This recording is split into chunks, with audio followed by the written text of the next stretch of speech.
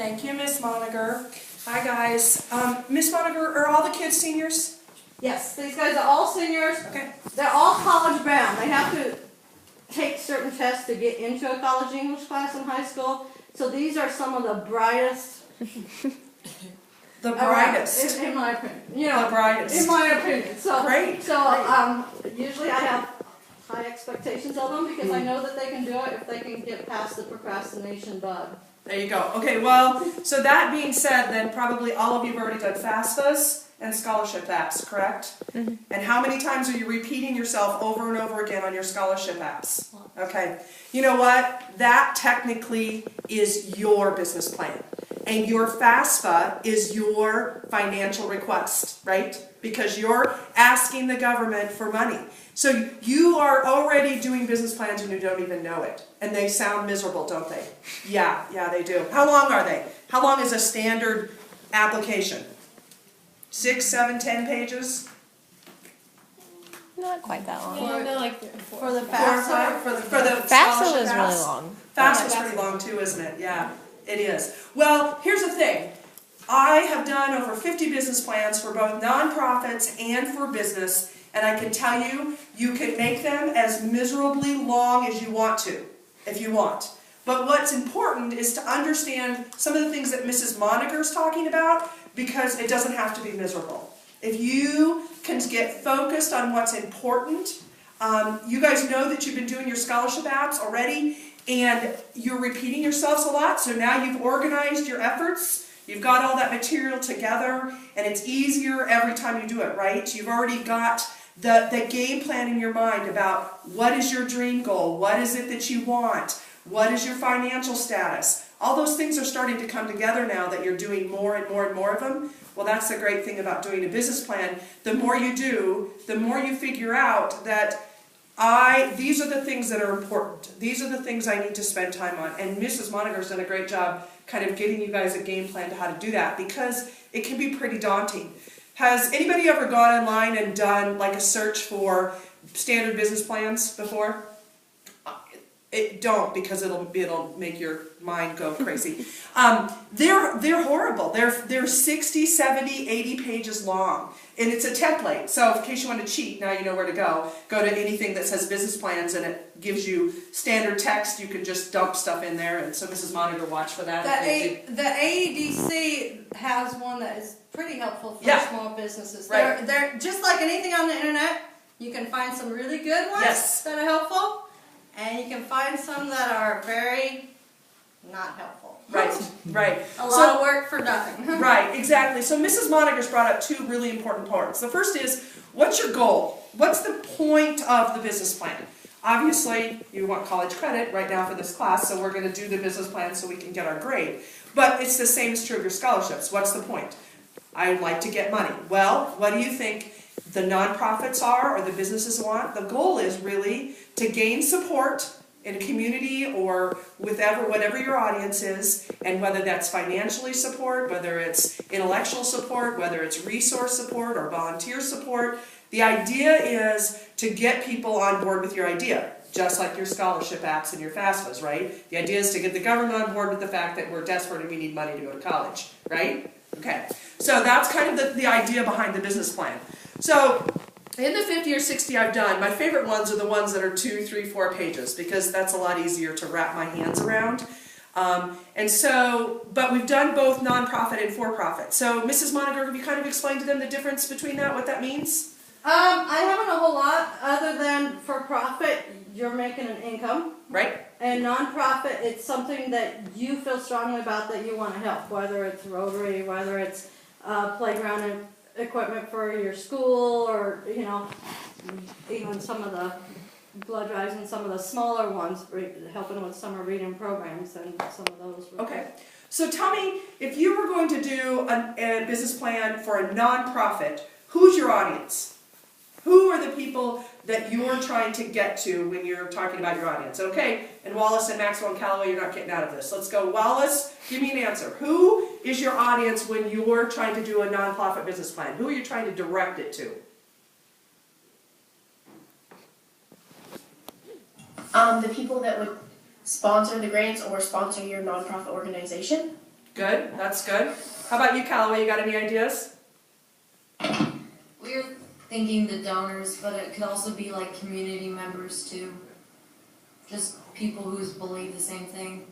Great answer. And you, Maxwell, what about you? You got any ideas? Well, a lot of times there's like a nonprofit looking for volunteers, right? So people in your area, your community, who's actually like aid and assist in your project. Perfect. Great answers. That's exactly right. So the idea is to gain community support, because if you're going to be doing something in the community, you're going to have naysayers, whether they are people that could either potentially give money or not give money. You want a positive vibe throughout the community. You want people thinking this is a stellar idea and there should be no reason why everybody shouldn't be on our bandwagon trying to do this project. So great, you all hit it on the head. That's perfect. Okay, so now what's the difference between if I'm doing a business plan for a for-profit business? What would be, who's my audience then? Go guys. Customers. The consumer. The consumer, right? Your customer. How about you, Wallace? Who else might be my customer or my audience if I was writing a for-profit business plan?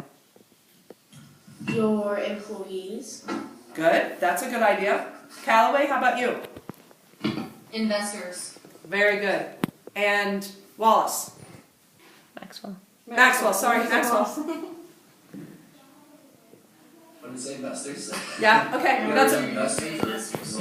and yeah, investors. And I'm going to differentiate a little bit when I say investors, because there's investors that might put money into your business, but there's also your lending agency.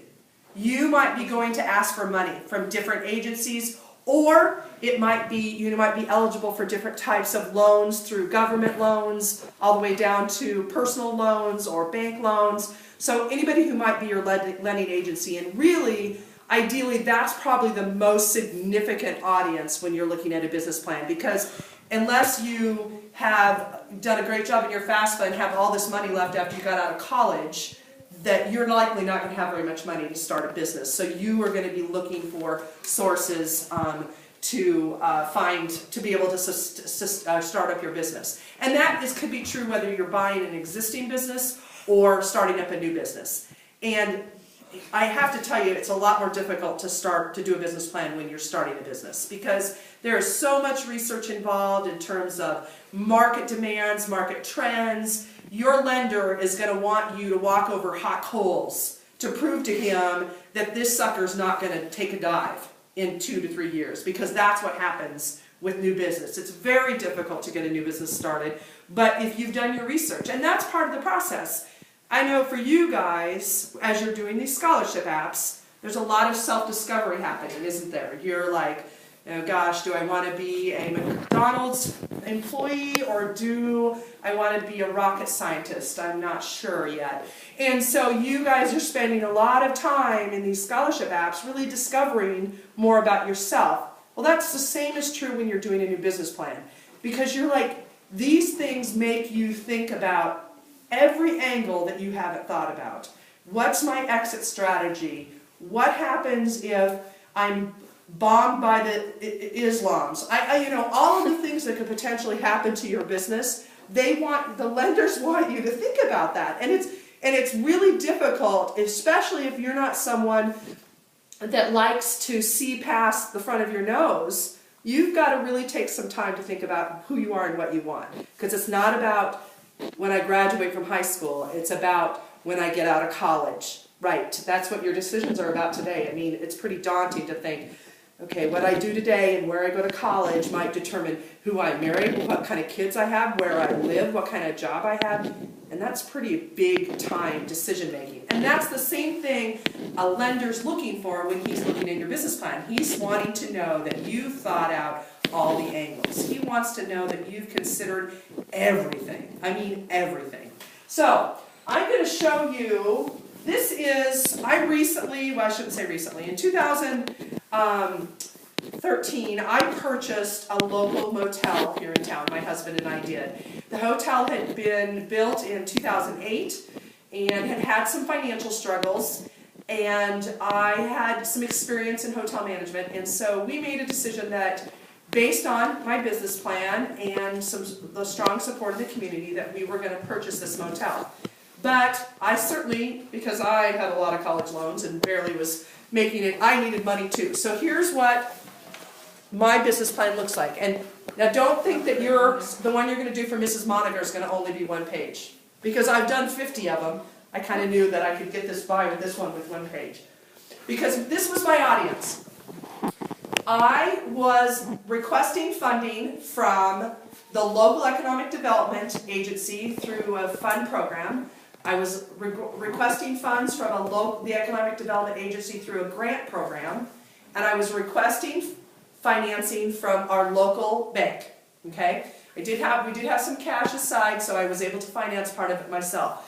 So my audience was pretty small. And so I really only needed to demonstrate how we were going to continue to operate the business the way it had already been done.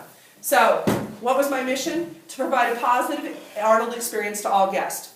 Really, my goal was, as an owner, I didn't expect to make $1 million and retire in Cancun. I just wanted to keep this place open. It was important to me that the community had this nice facility and that people, when they came to Arnold, could continue to have a place to stay. So my timeline was that I wanted to be able to obtain local ownership of the hotel because the hotel was currently owned by a financial institution, and we had really been managing the property. I had, along with a couple other community members, we had been managing the property for a period of 2 years after the owners left, and so we really had all of our operational issues in place.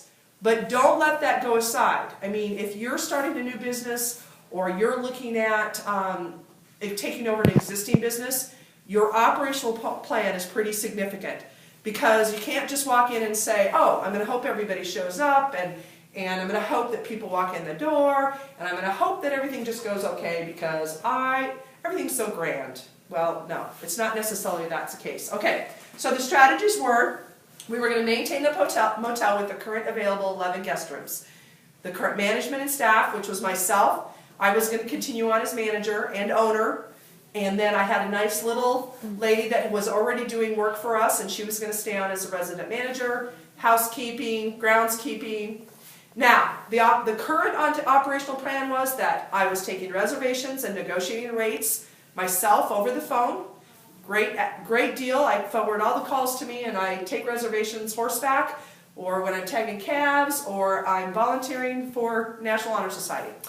The housekeeping services would be continued through the current contractors, and any in-house, sorry I skipped one, any in-house stuff would be taken care of through the resident manager, and I would do all the sales and marketing and bookkeeping. And then I was going to develop and execute online marketing tools for current and potential guests, because that wasn't something that had not been addressed currently and the current operation. Because remember, we're talking about something that was existing, and what was my strategies to continue that business. Because all I had to do was prove to the bank that I was capable and that I was worth financing. Okay, and I want to stop just 1 second to show her, and it's something that I mentioned to you guys before, but since we have the example up here, I'd like to show you.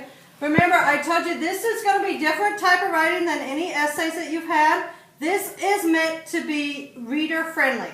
You can throw MLA format out the door, except for on the research section that I told you had to do MLA format at.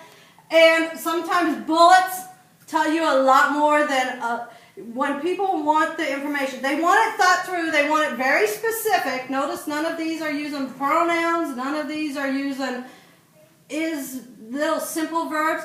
Very specific, and then every word counts, but you don't want necessarily sometimes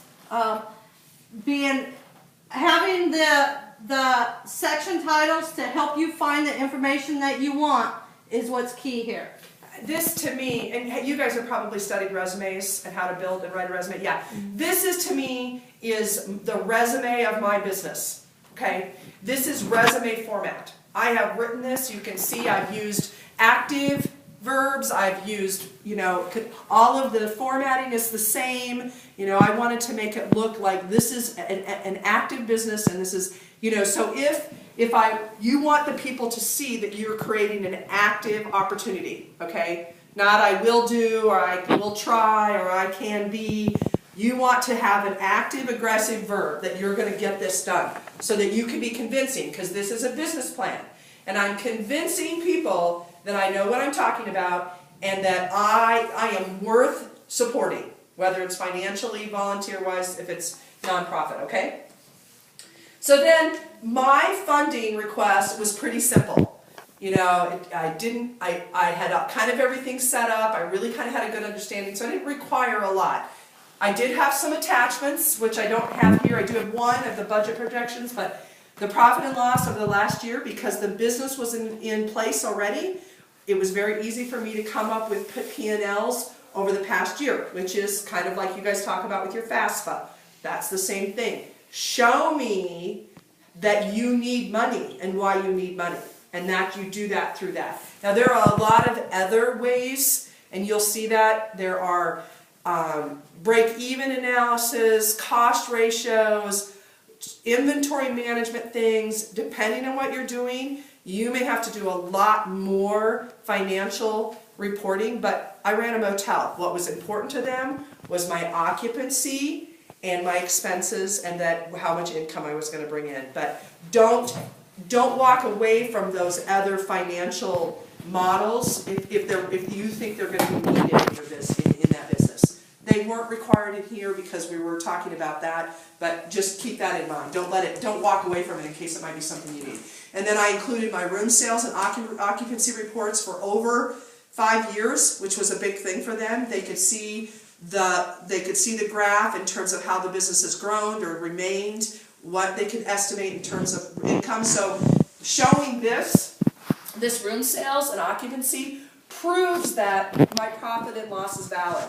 Now, this was an existing business. If this business was new, you're going to be making it up. You have got to come up with, and when I say make it up, you're going to make it up with some very solid information. Surveys. Surveys. How often. Yep. You're going to look into other businesses that do what you do. You're going to look into industry trends. You're going to look into all kinds of things that affect the way this business might perform. And that is a little exhausting and daunting, but it is worthwhile, because sometimes you will be 20 pages into your 60-page business plan and realize, oh no, this isn't going to work. I can't make this work. And that's a great thing. I would rather be 20 pages into that and realize I shouldn't be going to manager school for McDonald's and I should be a rocket scientist instead. I'd rather figure that out now than in 5 years when I've been at McDonald's for that long and I could have been a rocket scientist, right? So make sure you take the time to go through all these steps, because it could be the deciding factor of whether or not this may be a success or a failure for you. And then budget projections, if you want to show them that. And then, of course, I told you guys that I was not going to approve anything that was too grand, Yes. too big. Yes. So just because we have a month-and-a-half time frame, logically for small businesses, and the reason that I'm asking a lot of you guys to go kind of nonprofit way, for small businesses, these usually take about 3 or 4 months, don't they, to get everything? Yeah. Okay, so this is my budget, short and sweet.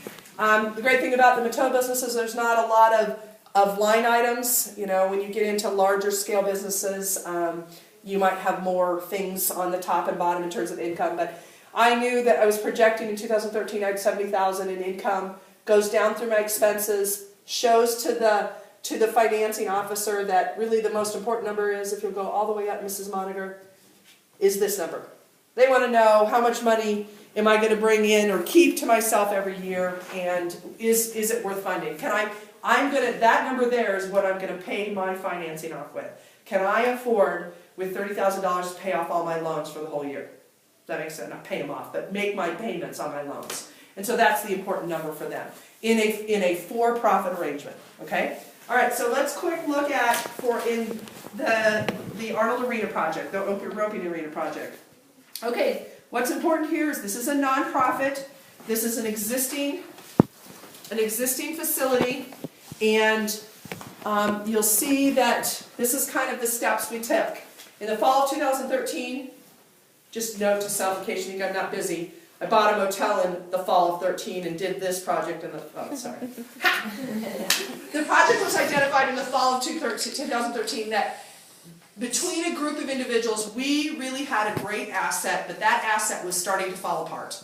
And we needed to get together and figure out how to communicate to our community and gain funding in order to make those improvements. So these are some of the important things that this is kind of, this is our status quo. 1, this project was identified. 2, we were a tourist community. 3, we had a village recreation park. 4, so what's important to remember is that who's my audience now?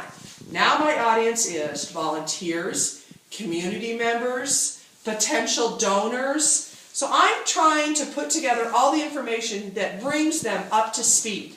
So this is, okay, you're going to read this and go, okay, now I know where we're starting at. I'm bringing everyone in the community up to speed about what our plan is, okay? Did you bring the poster Yes, to here show it the is. whole plan?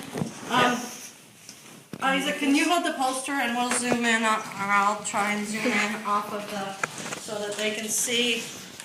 Let's see.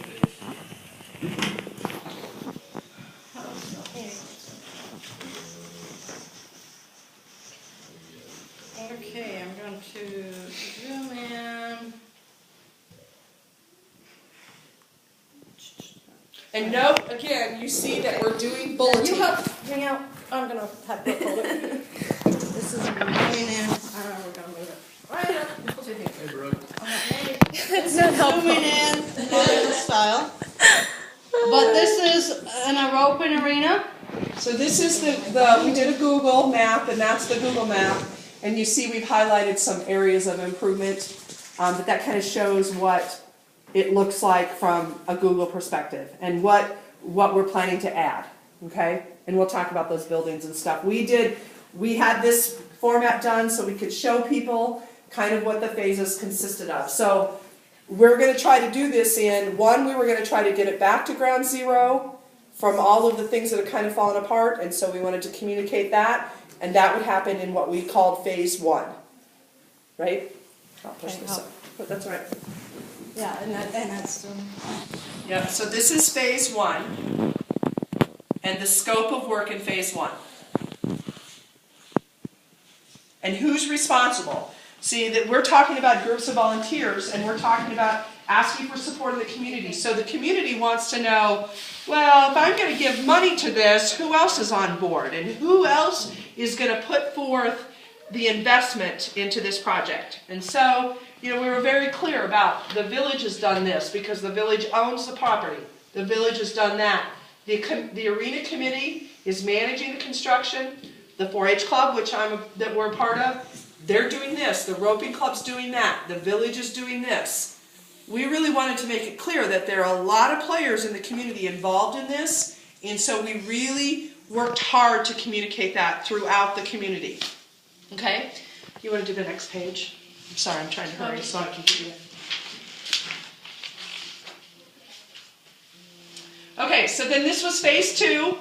Schoolhouse Graphics, way to go Arnold, has volunteered to help construct a couple of the buildings. You'll see from the map that we were going to add 2 new buildings. One is this one, which we called an event ticket building, and then that was where they were going to take tickets and do timing and stuff for the roping events. And then the second was a concessions building or a commons building. And what was critical about this building is that our community was wanting to grow our camping area at the recreation area, so we were going to be adding showers and bathrooms. So now we've added a whole other group. Now we've added all these campers and people that might be using our community recreation area for camping. So we've added a whole other audience now, which means a new network. Right. So that was kind of important. So you can see that we brought in another group too. Now we've got Schoolhouse Graphics, and in a little town of 600 people, the more people you network with and the more resources you have involved,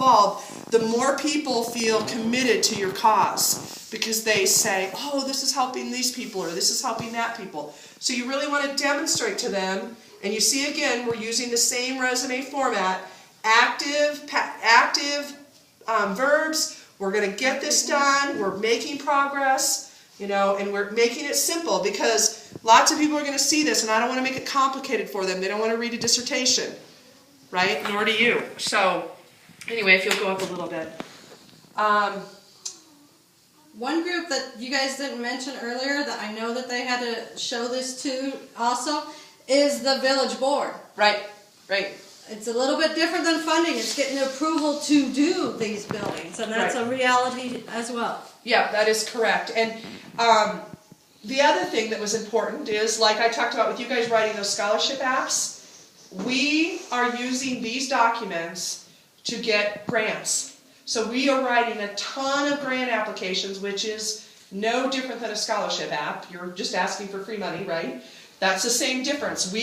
So we really had to make sure we had this fine-tuned enough that it would demonstrate, as we did all of these scholarship or these grant applications, that we had a plan and that we knew where we were going with that. Don't I have a budget one too? Yes. Okay. So here's our budget.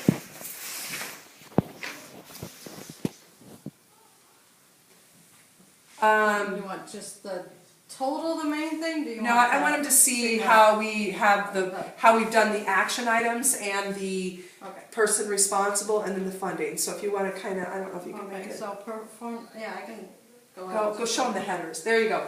Action item. So this is our project. So it's not just a budget, but this is a list of tasks, like Mrs. Moninger talked about your simple task, or what'd you call it? Their list, their short list or whatever. Mm-hmm. Yeah, so this is the same thing. This is that list of things that are going to need to be done. And, you know, we tried to think of everything, all the way to crown the center to 24 inches, extra dirt to be hauled in, 21 yards of clean dirt. Well, okay, so now you can see over here, performed by contractor, village, contractor, okay? Then, but you see down here like this, village, 4-H club, not applicable. Why isn't it applicable? Because they're not gonna get any money for it. No, they're going to do it as volunteers. Yeah. They're volunteering their time. So this is what they call an in-kind contribution. Anybody know what in-kind contributions are? That's basically saying that what is the value of what the 4-H club just did? Because when I go to write a grant, Mrs. Moninger, if you could put that up for me, just at the bottom of the bottom dollar of the budget.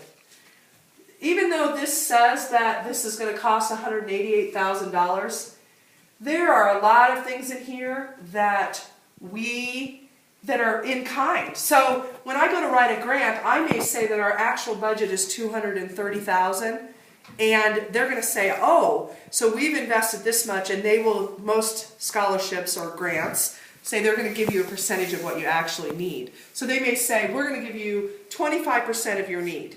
And so this volunteer labor and in-kind contribution is really important because it bumps the total value of your project up, because when you go to apply for grants or whatever. So, And in education, those of you that are going into education, and several of you guys you have to do grants all the time. I'm doing one for a theater workshop this summer. And the in-kind, the teacher going and volunteering, counting the teacher pay, the teacher doesn't really get paid, but then it counts for the grant as what we're putting in. right. The volunteering counts. Here's a really important thing. Brooke's in our 4-H club, and you don't know it, but Brooke actually gets $20 an hour to paint the arena. So if I have Brooke and 10 other 4-H kids, I'm getting that's a lot of money that the 4-H club is investing to put into this project. So that's a big in kind. Even though nobody got paid, Brooke didn't get any $20, did you, Brooke? No. So, but it's a big deal because that helps them see your investment and how much you're contributing to the project. Okay. For you guys that are doing the murals and stuff like that, the paint that you get, even if it's donated so then it becomes in kind. Right. If you would have to purchase it without that donation, it becomes in kind. That's correct. So you put it down just to show how involved other people are too. Right, that's correct. And of course, because this project has been going on for so long, we've made changes and updates, and we of course now, yeah, this is kind of the short, what I would call the short version that we put together, because we found out that, you know, like if we were going to come in and talk to Rotary or talk to the local Kiwanis Club or somebody like that, and we wanted to ask them for money, we kind of needed to shorten things up. So this was a kind of our second revision to our plan. And notice I went from 2 pages to 1 page. You know, I'm all about 1 page because that's no more attention disorder than we have. We can't all keep track of what's going on. So that kind of gave them a short version. And what's important here is at the end of every one of these presentations that I make, the goal is to make the ask. The goal is to say, what every person I meet with, my goal is to say, how can I get them involved? What is my audience and what do I want from them? If my audience is Brooke and her 4-H club, I'm going to make this presentation to Brooke and the 4-H club and say, okay, so here's what we're thinking. It would be great if you kids could come out and paint or pick up rocks. Okay? So then I'm asking them for something as well. So you want to make sure when you're networking and you've developed those relationships that you take the time to ask them to be involved. Because a lot of people in the world want to be asked. Okay? All right, makes sense? So then, and Mrs. Moninger, if you want to show this. Yes, Got the it? portfolio, you guys will be doing a portfolio. Yours is going to be much smaller because this is a 2 or 3 year project, but you will have a cover. We have all of our grant applications we've completed in there. We have all of the bids that we've solicited from the different vendors who will be doing work in there. We're keeping that all together. We have all of our correspondence in there, maps, drawings. We just have continued. These she used on the poster board because it depends on the target audience again, whether you use. Right. This sketch she used on the poster board. Okay, so there's a breakdown of anything on the poster board. This she showed you an example of. There's another, if you want to keep going, there's another page. There you go, that's what I was thinking of. You've got to show them the next. We actually have a whole section on donation and grants, which is significant. So we sent, this is one of the grants that we got rewarded. But there's a whole list in there, isn't there, Mrs. Moninger, of all of the money that we've secured? It should be in the back. See, these are letters, marketing letters that we sent out to the community. Let's see, it should be. Contacts and leads. I don't know, we missed it somewhere.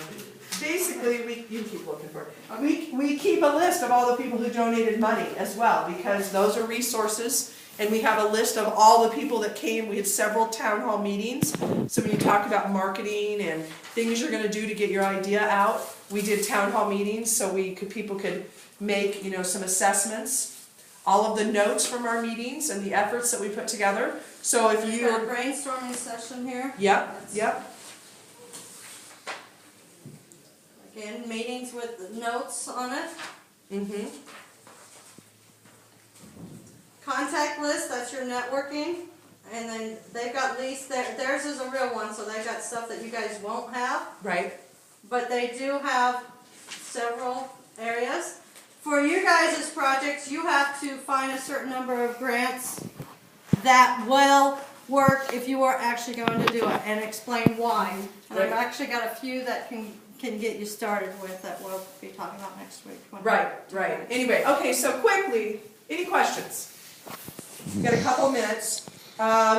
Wallace, since you're the W, and the W's are always last, why don't you go first? Do you have any questions? Good? I think we're good. Now Chance, what are you doing for your proposal? I'm not sure. I think maybe for a nonprofit, something like adding an auditorium Okay. to the school or something like that. Okay. And how about you, Christina? For nonprofit, I was thinking maybe a new golf course. A new what? Golf course. Frisbee golf course. Oh, okay, cool, that'd be fun. Okay. Okay, and then you were doing the mural, right? What are you doing, Alyssa? Alyssa? Yeah, what? Sorry, I'm doing like a pottery night. Okay, yeah, we talked about that yesterday. Okay, Yeah, and that'll be fun what she's doing. Yeah. Okay, how about you guys in Maxwell, cause I know you guys are gonna cut off soon. Well,